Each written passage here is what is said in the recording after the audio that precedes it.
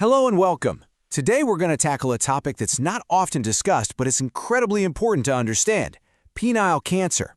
We're going to calmly and clearly walk through what it is, what the risks are, and how it's treated, all based on our source material. But before we really get into the weeds, I want to start with a question for you to keep in the back of your mind. As we go through all this, think about this. What do you think is the single most important factor for survival? The answer is a really critical piece of this whole puzzle, and we'll get to it soon. So, here's our game plan. First, we'll get a handle on what this disease actually is. Then, we'll dive into the risks and the warning signs to look out for. After that, we'll talk about how it's diagnosed and staged. And finally, we'll walk through the treatment options, stage by stage. It's a clear roadmap for a complex subject. All right, let's jump right into section 1. What exactly is penile cancer? We're going to start with the absolute fundamentals to build a solid foundation here. Okay, so the technical definition says it starts in the squamous epithelium. What does that even mean? Well, think of squamous cells as the flat, tile-like cells on the surface of your skin. So at its core, this is a type of skin cancer that usually starts right on the surface, most often on the head of the penis or on the foreskin. Now, when it appears, it tends to show up in one of two ways. You have the papillary kind, which grows outward, kind of like a wart on the surface. But the one you see more often is the ulcerative and infiltrating type. This one grows inward, creating a sore that actually digs down deeper into the tissue. And where does it typically show up? Well, the numbers are pretty clear on this. Almost half of all cases, we're talking 48%, start on the glans, which is the head of the penis. The foreskin is the next most common spot at 21%, and the rest pop up on other areas like the shaft.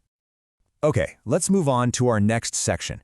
Now that we have a basic idea of what this is, let's look at what might put someone at risk and, just as importantly, what precursor conditions, or warning signs, you need to be aware of.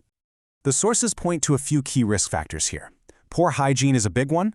Not being circumcised is also mentioned, especially if it leads to phimosis. That's a condition where the foreskin is too tight to pull back, which can trap bacteria and cause issues. You also have chronic inflammation, like balanitis, which is just inflammation of the head of the penis. And of course, certain infections like HPV and HIV are also major risk factors. Now, this is really crucial. Beyond those general risks, there are also some specific skin conditions that are called pre-malignant lesions. The best way to think about these is as bright, flashing warning signs. They aren't cancer yet, but they have the potential to turn into it down the road. Let's take a look at what they are. First up is something called erythroplasia of Queyrat. This usually looks like a persistent, red, almost velvety patch on the head of the penis or the foreskin. People often say it looks like a patch of eczema that just refuses to go away, and that's exactly why it needs to be checked out by a doctor. Next on the list is Bowen's disease. Now, this one is technically a very early form of skin cancer called carcinoma in situ. That just means the abnormal cells are only in the very top layer of the skin. They haven't gone any deeper. It usually shows up as a raised red patch, most often on the shaft of the penis. And finally, we have balanitis xerotica obliterans, or BXO for short. This one looks different. It shows up as whitish, almost scarred-looking patches on the head of the penis. The big concern with BXO is that the scarring can actually cause the opening of the urethra to get narrower, which can make urinating pretty difficult and even painful. Now, you might be thinking this is a disease that only affects older men, but check this out. A full 40% of patients are diagnosed before they're even 40 years old. That really challenges the common perception, and it just goes to show why awareness is so important for men of all ages. So what happens when someone does notice a symptom? This next section is all about how the cancer can spread and the step-by-step process doctors use to diagnose it and figure out what stage it's at. When this type of cancer decides to spread or metastasize, it usually follows a pretty predictable path. It travels through the body's lymphatic system. And the first stop on that journey is almost always the inguinal lymph nodes, which are located in the groin. Knowing this is absolutely key, because as you're about to see, it changes everything.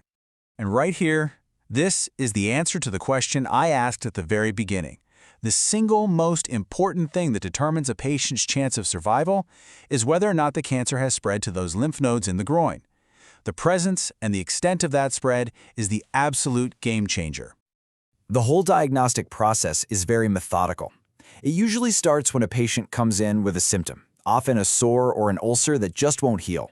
To find out for sure if it's cancer, a doctor will do a biopsy, taking a tiny tissue sample. If it comes back positive, an MRI is then the go-to tool for staging to see exactly how far the tumor has progressed. And that brings us to our final section, treatment. Once the cancer is diagnosed and staged, the medical response is incredibly structured. So let's take a look at how the treatment plan changes depending on the specific stage of the disease. For a stage 1 cancer, when the tumor is just on the glands, the main goal is often to preserve the organ, which is obviously a huge priority for younger patients. So radiotherapy is usually the first choice. If that doesn't get the job done, then surgery, in the form of a partial penilectomy, is the backup plan. When you get to stage 2, the cancer has reached the shaft, and that makes the surgical decisions a bit more complicated. It all boils down to one critical question: can function be preserved? If surgeons can remove the tumor and still leave enough tissue for normal urination and sexual function, they'll do a partial penectomy. But if the tumor is just too widespread, the total penectomy might be the only way to make sure all the cancer is gone. Stage 3 is where those all-important inguinal lymph nodes come right back into focus. The approach here is multi-step. First, you surgically remove the main tumor. Then, you have to assess the lymph nodes. Doctors will often use a sentinel node biopsy to check the first couple of nodes the cancer would likely spread to. If that biopsy shows cancer cells, a full dissection to remove all the nodes in the groin is the next move. This table really pulls it all together nicely. You can see the clear progression. Stage I and II are all about getting rid of that primary tumor. Stage 3 adds the critical lymph node surgery into the mix. And by stage 4, when things have spread to distant parts of the body, the strategy shifts to managing the disease with things like tumor removal plus chemoradiation. So, to wrap this all up, what are the biggest takeaways here? First, remember this is a type of skin cancer linked to specific risks like poor hygiene and HPV. Second, and this is the big one, whether it's spread to the inguinal lymph nodes is the most critical factor for a patient's outcome. Third, early diagnosis is everything. A sore that won't heal is a huge red flag. And finally, the treatments are very well defined, and they all depend on